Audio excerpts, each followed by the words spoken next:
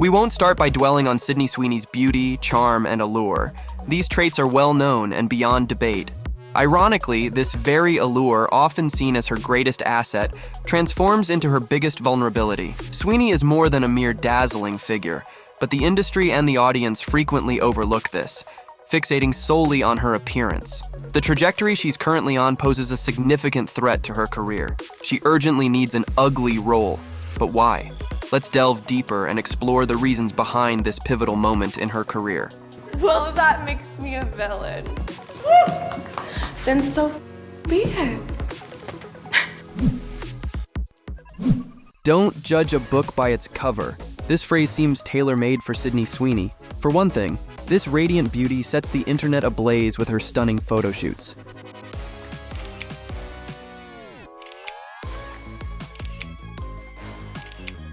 Hey guys, so I just got some new product from Savage Fenty for July, and I wanted to share some of the really cool new products. I'm already wearing one of my favorites. It's their floral lace unlined bra in pink ombre, and it has matching underwear, which I always love a good set.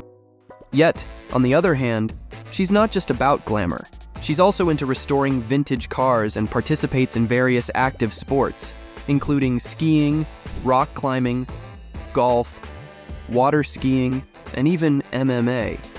I started training when I was like 12, 13 years old. I was doing grappling and kickboxing, trained like 3-4 days a week. I was the only girl in an all-guy dojo. It's pretty cool. And when people discover she's also a college student, majoring in business, the stereotype of her being just a pretty face shatters completely. That way, when I go to school for business and I get a contract for $20 million, I can read that contract myself and not get f***ed over. Indeed, combining beauty with brains is a rare feat in Hollywood. But what price does Sydney pay for this luxury? And how does the City of Dreams treat her? By age 11, Sydney was certain she wanted to pursue acting. To convince her parents to allow her first audition, she tackled the challenge with a business-like strategy. I wrote a 5-year business plan presentation of what could happen if they let me audition. And they took me, I ended up getting it, and that was my first role. It's possible that Sydney adopted a similar tactic to Emma Stone when it came to pitching her ideas. While it's not certain, you can explore more about Emma in our video here. If besides millennials you're also interested in Generation Z, you won't find a better representative than Doja Cat. And we have a video about her right here. Initially, Sydney's parents were skeptical, thinking her acting ambitions were just fanciful dreams. With her mother a criminal defense lawyer and her father in hospitality, they had no film industry connections. Yet Sydney demonstrated the seriousness of her ambition, persuading her family to relocate from northwestern Spokane to LA to support her burgeoning career. My mom and my dad were amazing at always keeping my imagination and my creativity alive, and I think because of that, I have been able to keep such an open mind to everything. Today, Sydney is 26.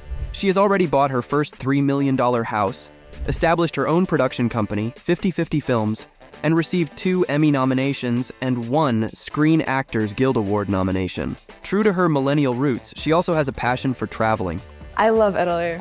Italy is one of my favorite places in the world, but I want to explore and experience other places. This young lady sticks to drinking clean water, no alcohol, and steers clear of drugs, a model of exemplary behavior. So, how did she become the target of such intense slut-shaming? Subscribe to our channel, like this video, and get to know your favorite crush from unexpected angles. Who's responsible for casting Sydney Sweeney as a carefree, sexually uninhibited hottie? Is it Hollywood, social media, a past relationship, or perhaps Sydney herself? Unpacking this requires a deep dive.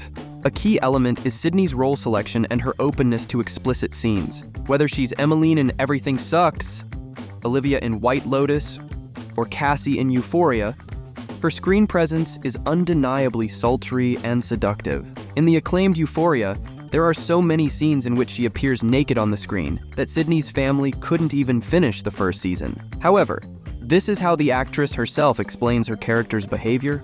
She doesn't know how to communicate without showing her body. Like, that is a form of communication for her, and she was never taught that you did not need that.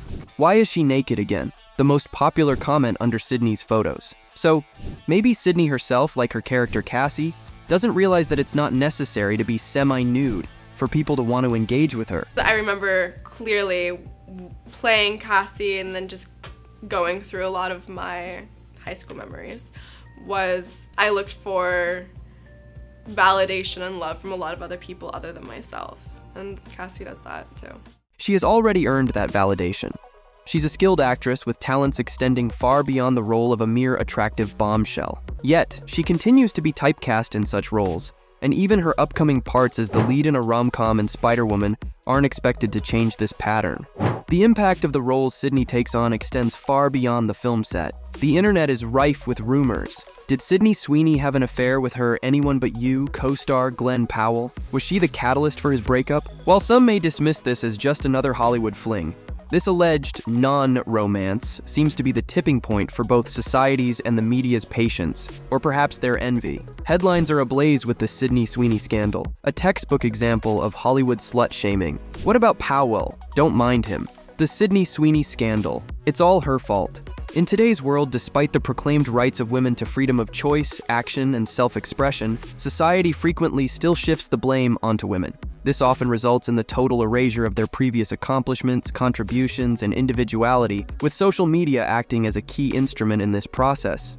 I think it's really important for people to see how words actually affect people. And I know everyone says, like, you can't read things and you shouldn't read things, but, like, I'm a fucking person. People need to be nicer on social media, because it's really up.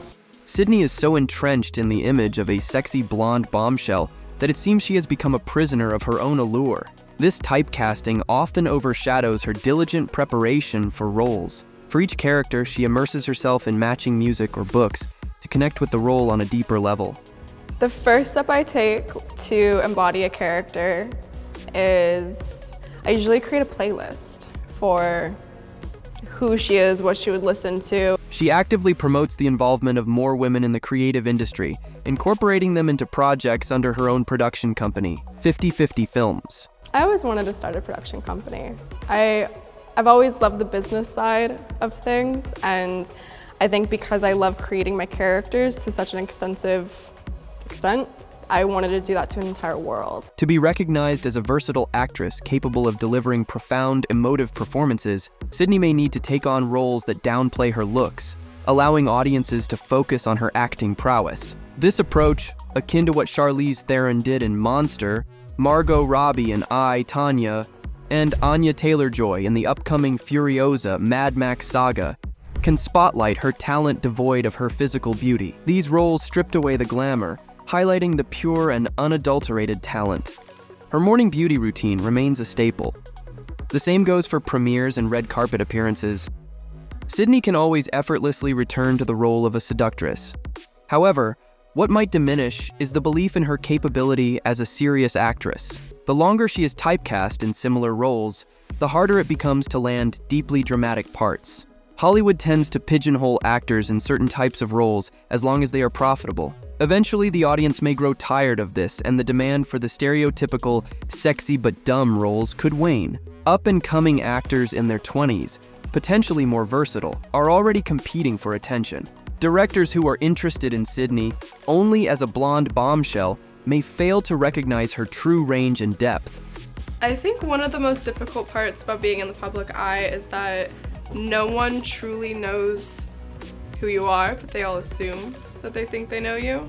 And there's a lot of misconceptions or just ideas that people have ran with, and you can't really, it's hard to shut them down, so.